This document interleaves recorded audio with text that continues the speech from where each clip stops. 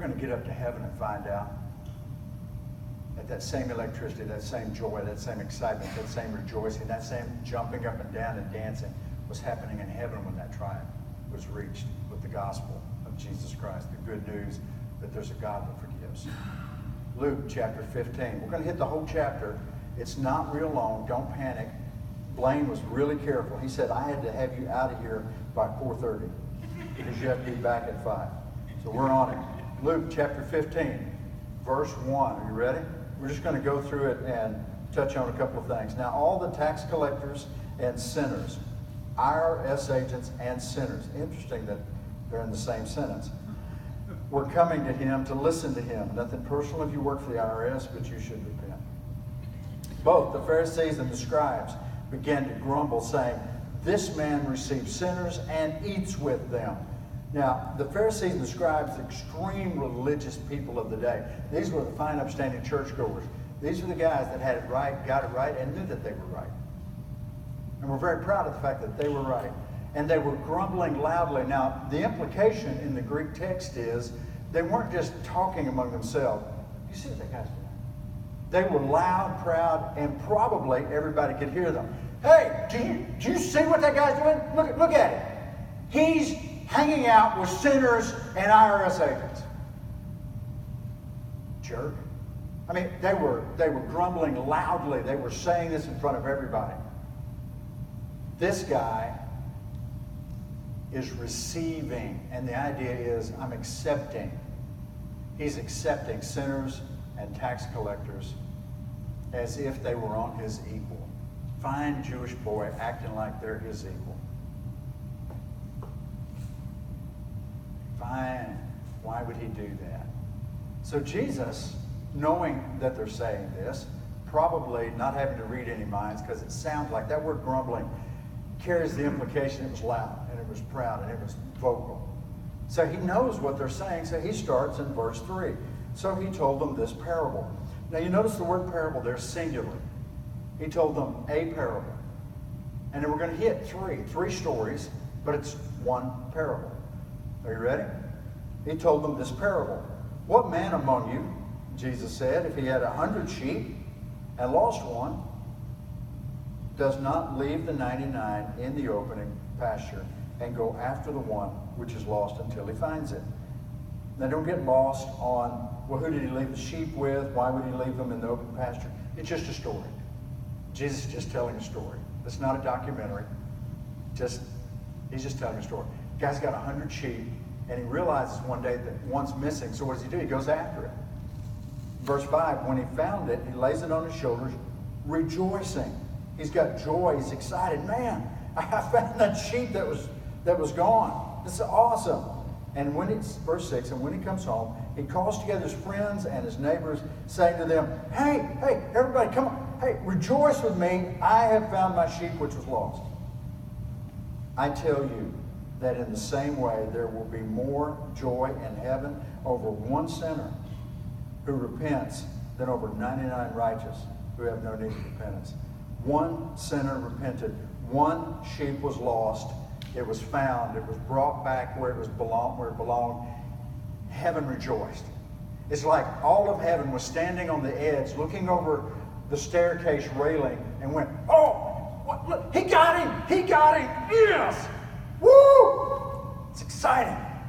I'm not charismatic, don't panic. I'm Baptist on purpose. I'm just telling you, this was some good stuff. 100, and he lost one, and he went after him. Verse 8, or what woman, and it's the same parable, or what woman, if she has 10 silver coins and loses one coin, does not light a lamp and sweep the house and search carefully until she finds it? And when she has found it, she calls together all her friends and neighbors, sound familiar, and saying, rejoice with me, for I have found the coin which I lost. In the same way, I tell you, there's more joy in the presence of the angels of God over one sinner who repents. I've got 100 sheep, one is gone. He goes out, he finds it, heaven rejoices. 10 coins, one is gone. She sweeps the house. Now this is a poor woman. Look at the way Jesus describes it. She has to light a lamp to find it. Poorhouse is going to have no windows or small windows and a small door, so they have to duck to get in and out. It keeps the bad weather out. It keeps it cooler on the inside, mud, dirt, sand, adobe. It's going to keep it cooler on the inside during the heat of the summer, warmer on the inside during the cool of the winter. So poor people are going to have small windows, small doors, or no windows. So she's got to light it to look around the house. She's got to find a lamp, light a lamp. She hadn't got one. She hadn't got 100 sheep. But she does have 10 coins, and now she's got 9, and she's in a panic. She sweeps the place, finds it, and the angels of heaven rejoice when one sinner repents. 100 sheep, 1 found, heaven rejoices. 10 coins, 1 found. They have a party in heaven. The angels break out the dance music. I don't know what they dance to in heaven, but you get the idea. They're having a party because this is amazing. David, you got excited when you found out about that tribe. David, you should have been in heaven when the first one repented. They were screaming, shouting, and dancing. You probably thought it was a thunderstorm, son. It was not. It was angels cutting loose. Verse 11. And he goes on, and he said, a man had 2 sons. Now you notice one parable, verse 3, it's singular. Lost sheep, lost coin. Now, we call it the prodigal son, but you could also call it the lost boy. And he said, a man has 2 sons. The younger of them said to his father, Father, give me my share of the estate that falls to me. So he divided his wealth between them. Now, because he has 2 sons, the oldest would have gotten about 2/3, most likely, and the youngest about 1/3. That's pretty typical. In that culture, the oldest normally got a double portion. So the kid gets 1/3 of the estate. And from 13, not many days later, because he's a kid and he's not thinking clearly, he gathered everything, the younger son gathered everything together, went on a journey into a distant country, and there he squandered his estate with loose living. Now, when he had spent everything, a severe famine occurred in that country, and he began to be impoverished. So he's broke, and the country is also impoverished because of severe famine. So any friends he had, because of the money he spent, they can't help him. Now, what you just saw was God look at one boy that desperately needed help and painted him into a corner. He spent all his money, he's broke, severe famine in the country. And it's interesting to me how many times Jesus uses that phrase. He went to a far country. He's in another country. He's in a different country. The implication is the boy's not at home where he belongs. He's gone away from where he should be. He's not in his country.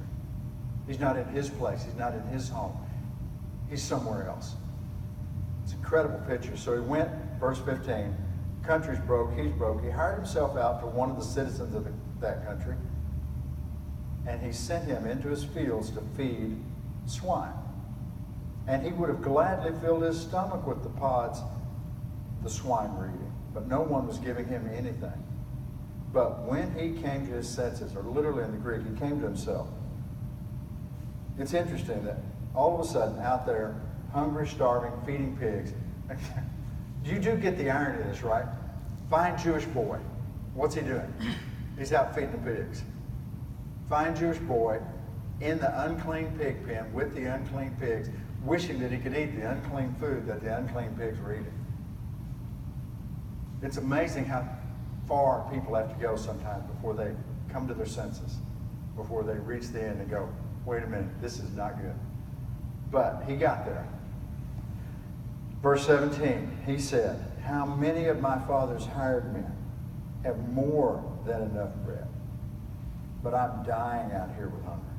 I will get up and go to my father, and I will say to him, Father, I have sinned against heaven and in your sight. True. And I am no longer worthy to be called your son. Also true. Make me as one of your hired men. So he got up, and he came to his father. But while he was still a long way off, his father saw him and felt compassion for him and ran and embraced him and kissed him. So he's not even at the house. He's coming towards the house. Dad, It sounds like Jesus is painting a picture of Dad out on the front porch watching. You know, someday my boy's going to come home. You hear the older brother, he's not coming home, Dad. He is. Someday my boy's coming home. Daddy's gone. No, someday. You just keep watching. Tonight, he'll cry himself to sleep, but tomorrow he'll be on the front porch watching, waiting, praying. And he sees the boy coming. The boy's got his speech all memorized. He's ready. Dad, forget all that. He runs to him. So he got up and went to his father, verse 20, but while he was still a long ways off, his father saw him, felt compassion, and ran and embraced him, or literally fell on his neck and kissed him. And then the son gives his prepared speech. Father, I've sinned against heaven and in your sight. I'm no longer worthy to be called your son. Now, listen, verse 22. Watch. But the father said to his slaves, quickly, bring out the best robe and put it on him, and put a ring on his hand and sandals on his feet, and bring the fatted calf and kill it, and let's eat and celebrate. For this son of mine was dead and has come to life again. He was lost and he has been found. And they began to celebrate. So the boy is coming home, and Dad runs out there and grabs him. And in some of the most famous paintings of the world, you've seen this, where the boy is on his knees, but Dad's got him, and the boy's giving this speech. I'm worthless, I'm horrible, I don't deserve to be your son, all of which is true. Just make me one of your hired help. Dad, it's like he never heard that speech. I don't care. I don't care what this kid is saying. It doesn't matter what this kid is saying. Hey, give me a robe. Give me a robe. He needs a ring. He needs a ring. Sandals. Look at the feet on this kid. My heaven. Somebody get him some sandals. Come on, let's have a party. We got a party. My son who was dead is now alive. And he throws a party. All of the speech doesn't really matter. I'm worthless. Yes. I don't deserve to be. No, you really don't. Do you see the picture of coming to Jesus right here? I come running into the presence of heaven, into the presence of God, kneeling at the feet of Jesus. I do not deserve to be your son. No, you do not. But it's not God up there going, or Jesus up there going, you know, you're right. You little sinner, pagan, heathen, Gentile dog. The Father is going, shh, come on. Somebody give me one of those robes of righteousness. We're going to clothe this boy. Somebody give me a ring so everybody knows he's mine. Put some shoes, sandals of peace on this boy's feet, Ephesians chapter 6. Let's clean him up and bring him home. They killed the fattened calf. They celebrate. Verse 25. You know, before I read that, C.S. Lewis said, joy is the serious business of heaven. C.S. Lewis, interesting. Joy is the serious business of heaven. And he went on, it was just in a letter, it wasn't in a book. He was writing a letter to a guy, and he said, he went on to say that, imply, we should be about the business of joy. If it is the serious business of heaven, then you and I should be actively going that direction. We'll be pursuing that. That needs to be our business. Joy. What does that look like, David? Well, Jesus just explained it. Each of us, like sheep, have gone astray. Isaiah 53:6. We've each turned to our own way.